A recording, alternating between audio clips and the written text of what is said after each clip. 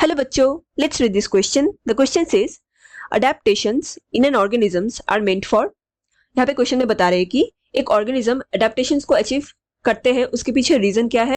Option A optimum primary production, option B optimum life span, option C optimum mobility and option D optimum survival and reproduction. Now to answer this question, let us understand the key concept here. So the key concept of this question is adaptations.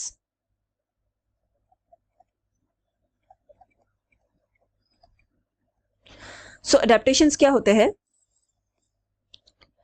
It is the adjustment of organisms to their environment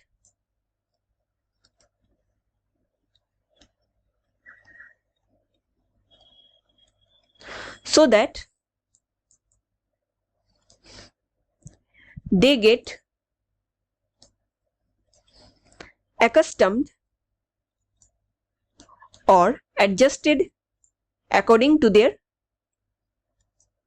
environment. Now adaptation ये हमें 3 प्रकार का देखने को मिलता है. First one is structural adaptation.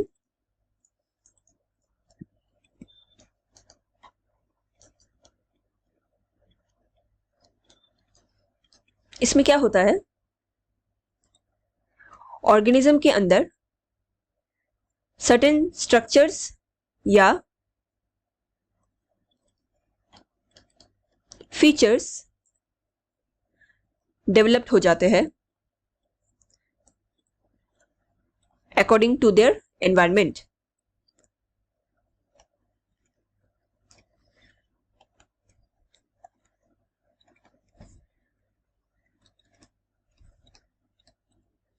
Example है जैसे डार्विन्स फिंचेस का. उनके बिग साइज चेंज हो गए थे जिस ज्योग्राफिकल एरिया में वो रहते थे. फूड हैबिट के हिसाब से उनके बिग्स चेंज हो गए थे और ऑल्टर्ड हो गए थे. Now the next type is behavioural adaptation.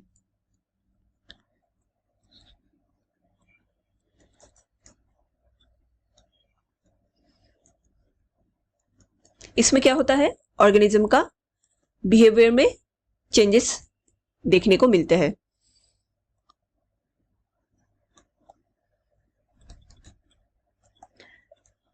Behaviour of organism. अब ये एडेप्टेशन के पीछे रीजन हो सकता है, आइदर एनवायरमेंटल फैक्टर हो सकता है या आपके आसपास में जो अदर स्पीसीज है उनके साथ आपका रिलेशन कैसा है, इस पे भी डिपेंड कर सकता है. मतलब एक प्रेडेटर एंड प्रे का अगर आप एग्जांपल देखेंगे, दोनों के बीच एक बिहेवियरल चेंजेस आपको नजर आएगा, दोनों का बिहेवियर अलग होगा एक दूसरे के प्रति. तो these are certain factors for influencing behavioural adaptation. And the third form is physiological adaptation. इसमें भी आपको मोस्टली फिजिकल चेंजेस ही देखने को मिलेंगे according to their environment.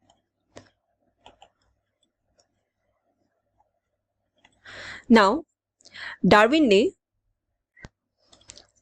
That is Charles Darwin, इन्होंने विद अदर साइंटिस्ट एक थ्योरी को प्रूफ किया. ये थ्योरी था ऑन नेचुरल सिलेक्शन.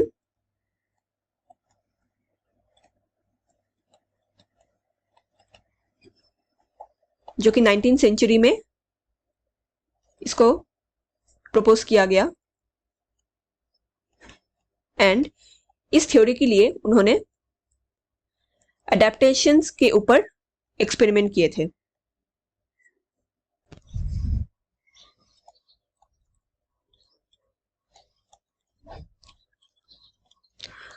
तो इस थ्योरी का जो फाइनल कंक्लूजन निकला वो ये था कि नेचर में उसी एनिमल को नेचर सिलेक्ट करेगा जो फिटेस्ट होगा from the other organism, fittest in both physically and reproductively.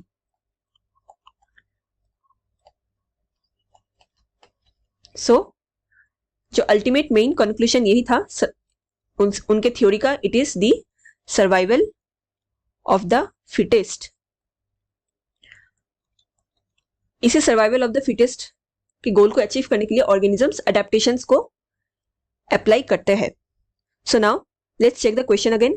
Question में पूछा गया था adaptations in organisms are meant for, so the correct answer here is option D, optimum survival and reproduction.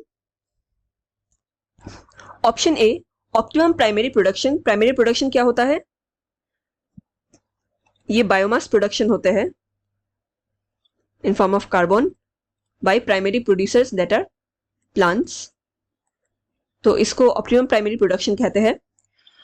Option B, and ये वाला incorrect statement है, adaptation biomass production के लिए नहीं है। Option B, optimum life span. Optimum life span अगर आप देखने जाए तो ये इंडिविजुअलिटी को दिखाएगा, लेकिन जो एडेप्टेशन प्रोसेस होता है वो नेचुरल सिलेक्शन के बेसिस होता है, ये ऑल दी ऑर्गेनिजम्स के ऊपर लागू होता है। सो अगेन ये इनकरेक्ट स्टेटमेंट है।